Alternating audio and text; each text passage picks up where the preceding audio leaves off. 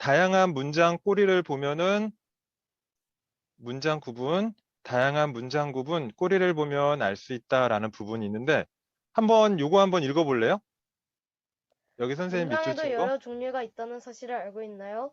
우리가 말하고 읽고 쓰는 문장은 평성문, 평서문, 의문문, 명령문, 창유문, 감탄문으로 나눌 수 있어요. 학교에서도 배우는 내용이니 예습, 복습 차원에서 함께 살펴볼까요? 어우, 씩씩하게 잘 읽는데 혹시 여기 지금 문장에는 저희가 보면은 평서문이 있고 의문문이 있고 위에서 나왔던 것처럼 명령문, 청유문, 감탄문이 있어요. 혹시 평서문이 뭔지 혹시 들어본 적은 있어요? 아니요. 아마 초등학교 교과서에 나올 수도 있고 참고서에 보통 나올 수도 있긴 한데 중학교 가면 아마 좀 많이 배울 거예요. 보통 하면은 평서문은 그냥 우리가 누가 물어봤을 때 그냥 대답하는 거 있죠. 뭐뭐 합니다.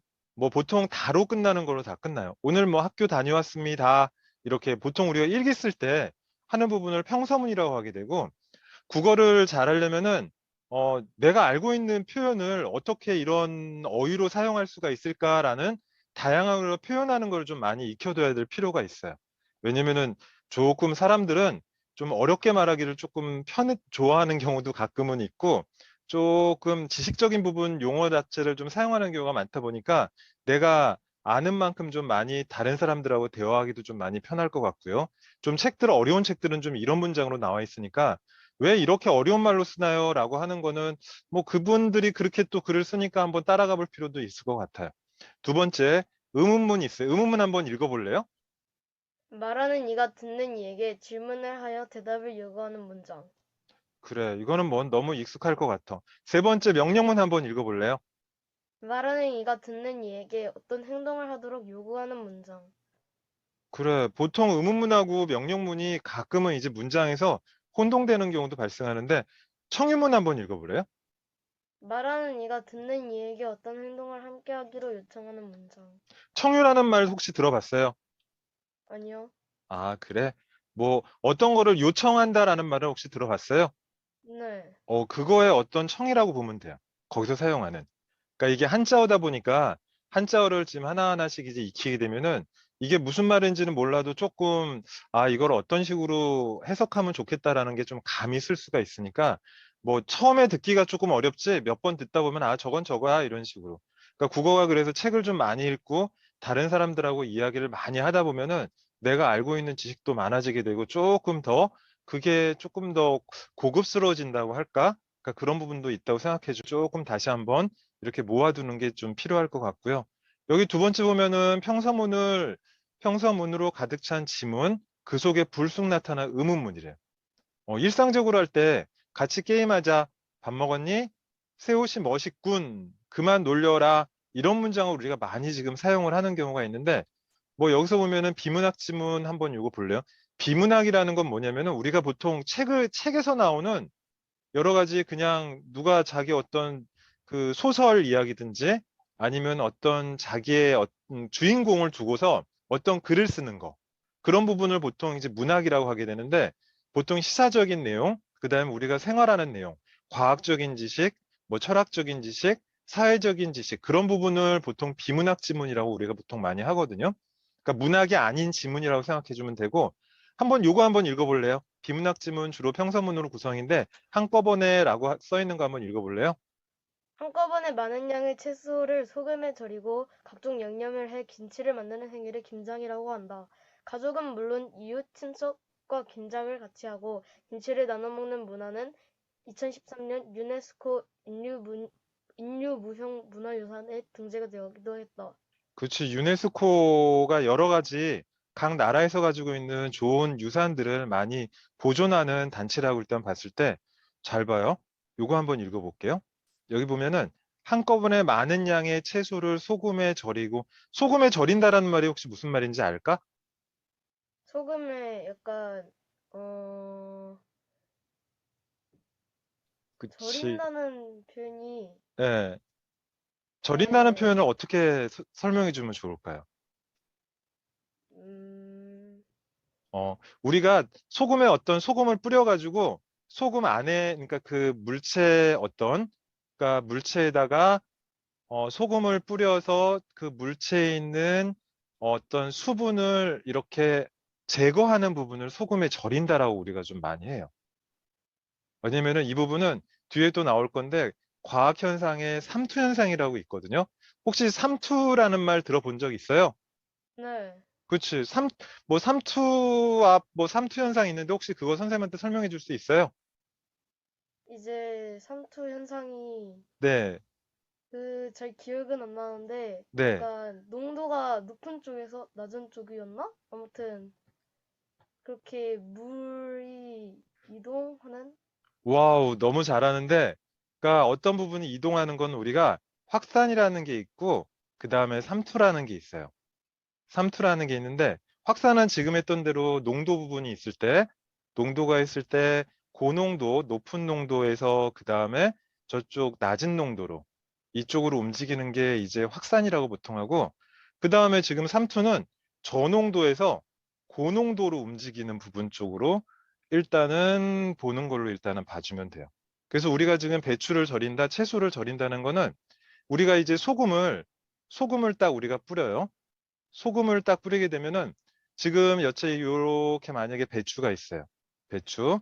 배추가 있으면은 여기다 소금을 여기다 딱 집어넣어요. 소금을 넣으면은 이 바깥쪽은 어때? 소금하고 물이 있다 보니까 물이 있는 부분인 거고 안쪽은 물만 있어요. 물만 있어서 농도로 따지면 여기가 고농도거든?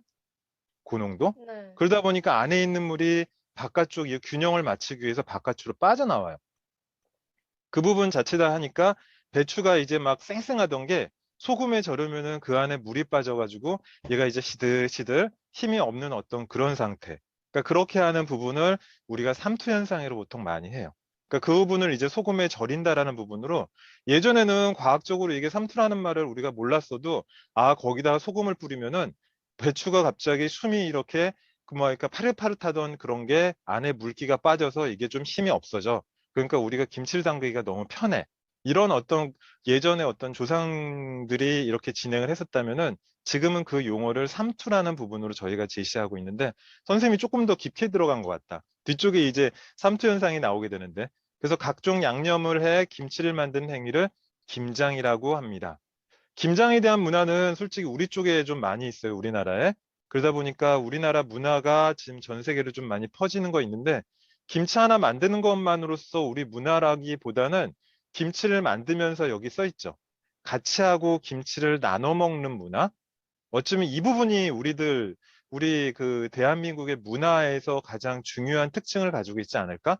왜냐면 문화라는 거는 서로 교류하고 자기 생각을 얘기하고 다 함께 뭐 즐겁게, 재밌게 서로 어떤 이런 그런 즐거움을 만드는 거를 어떠한 또 현상을 만드는 거를 문화라고 한다고 한댔을 때 우리는 그걸 계기를 김치를 이용해서 같이 한다라는 그게 아주 좀 독특한 다른 나라에서 가지지 못했던 그런 현상이라고 봐서 우리가 지금 유네스코에 등재돼 있다라고 봐주면 좋을 것 같아요.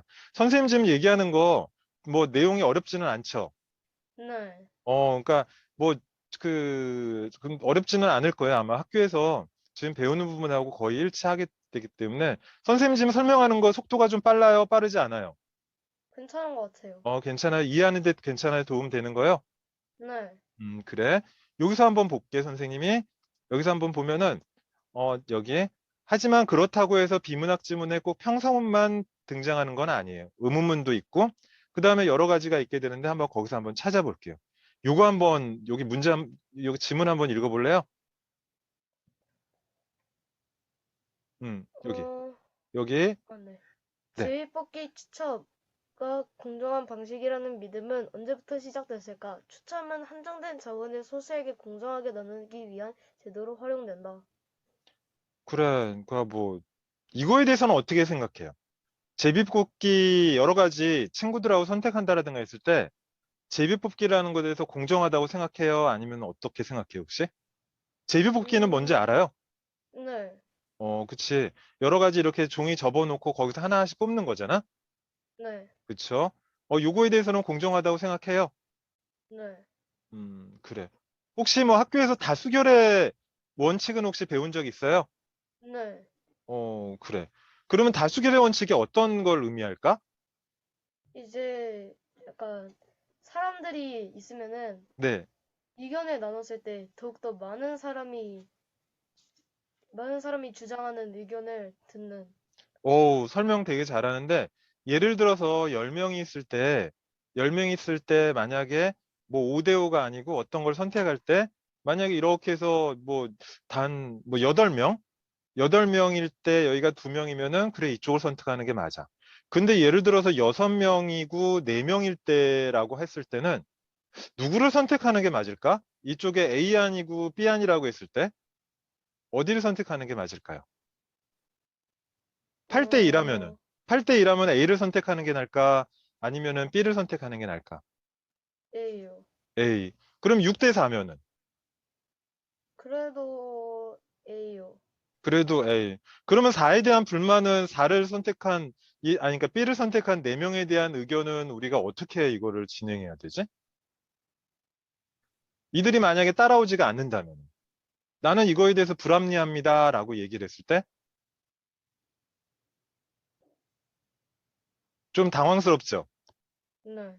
지금 그래서 나중에 이제 학교에서도 배울 텐데 다수결이라는 부분이 있는데 다수결, 다수결 원칙의 뒤에는 뭐가 있냐면 소수의 의견도 같이 생각을 해줘야 된다라는 부분이 같이 의견이 나와요. 그러니까 서로 아마 토론할 때도 다수결도 중요하고 소수 의견도 중요하다. 그렇다면 우리가 어디를 가야 되느냐?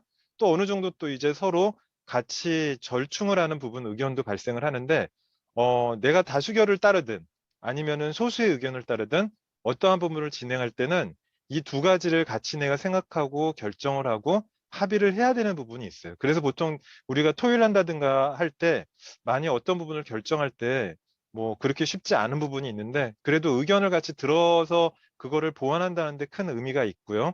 그 다음에 어쨌든 다수결의 원칙에서도 여러 가지 보완해야 될 게 있다라는 가정하에 나중에 주영이가 회의를 진행할 때도 그런 부분을 고려해 준다면은 소수 의견도 충분히 아마 그분들도 따라오지 않을까라는 생각이 일단 들어요.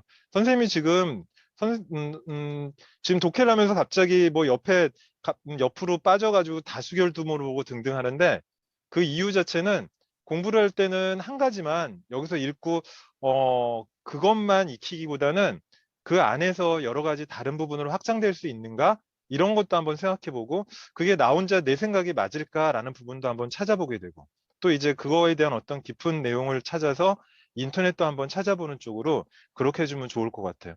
뒤 밑에 이렇게 쭉 내용이 있는데 요거는 잠깐 한번 살짝 넘어가 볼게요. 넘어가 보고 의문문은 대답을 원하지 않는다라는 것도 있고 독해 얘기를 보여줄 뿐 뭐 이렇게 뭐 이런 내용도 있어요. 요거는 이제 선생님하고 다시 한번 볼 건데 선생님이 지금 오늘 보려고 하는 거는 요 뒤쪽에 있어요. 여기. 음. 요거 한번 읽어볼래요? 아까 여기 있었다.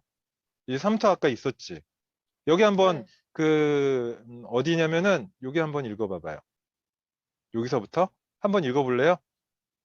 소금은 배추가 머금고 있는 수분이 밖으로 빠져나오게 돕는다. 농도가 낮은 곳에서 높은 곳으로 이동하는 물질의 특성 때문이다.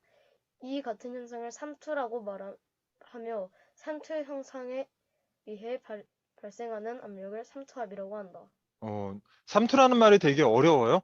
어려운데 다음에 이제 삼투라는 부분을 누구한테 설명할 때는 어찌 보면 아까 얘기했던 것처럼 배추를 일단 하나 이렇게 설명해서 여기가 저농도다, 여기가 고농도다 라고 한다면 물이 이렇게 소금 쪽으로 이동한다라고 봐주고 엄마께 한번 그러니까 요즘에 배추 많이 나오니까 뭐 배추가 저렇게 물이 빠지는 현상을 내가 본 적이 없어요. 한번 엄마 좀 보여주세요 해서 간단하게 이제 배추 한 포기 가지고 김치 한번 담가 보는 것도 되게 괜찮을 것 같아. 그러니까 선생님이 너무 조금 오버하는지는 모르겠지만은 한번 그러게 보면은 아마 다른 친구들하고 여러 가지 이야기할 때 정확하게 내가 보고 직접 실험도 한 것처럼 내가 만져보기도 하고 했기 때문에 아마 더 정확하게 아마 설명할 수 있을 것 같아요.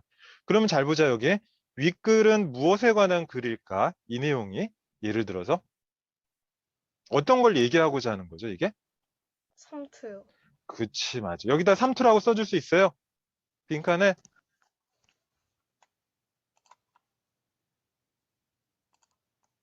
여기, 여기. 어디요? 여기 네모칸 있죠? 네. 여기다 삼투 삼투압이라고 한번 써봐봐요.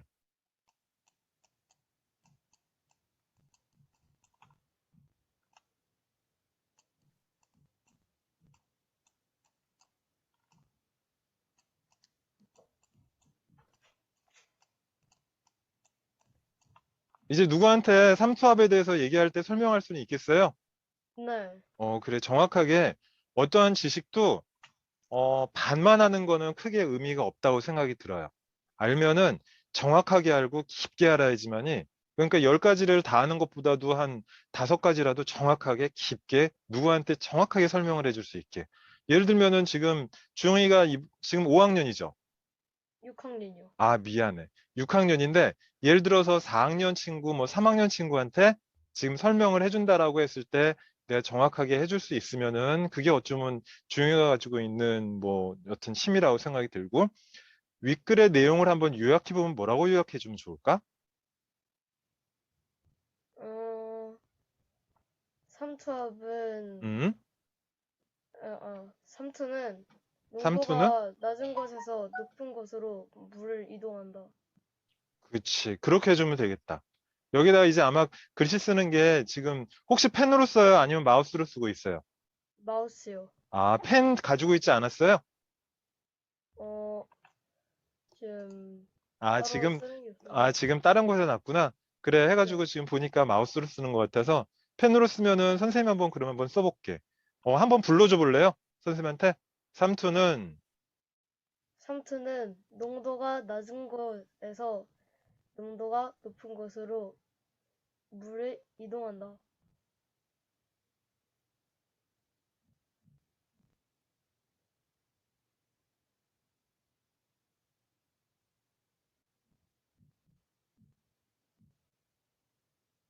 전체적으로 같이 얘기해줘야 되기 때문에 물만 얘기하기보다는 일단은 농도가 낮은 곳에서 높은 곳으로 이동하는 현상이다라고 일단은 얘기해주면 좋을 것 같아요. 이해됐어요? 네. 삼투는 꼭 물만 이렇게 들어간다고 보지 않아도 돼요. 다른 부분 이제 과학적으로 따로 보면은 뭐 여러 가지 부분의 특징, 그 삼투를 일으키는 여러 가지 어떤 실험이 많이 나와 있어요. 그러니까 유튜브에도 다음에 선생님하고 한번 볼 수 있으면 그거 가지고 같이 한번 보면 좋을 것 같고. 그래서 밑에 보면은 잠시만 요거까지만 한번 하고 마치도록 해볼게요. 뒤에 내용이 많이 있는데 보면은 여기서 잠시만요. 여기 한번 읽어볼래요?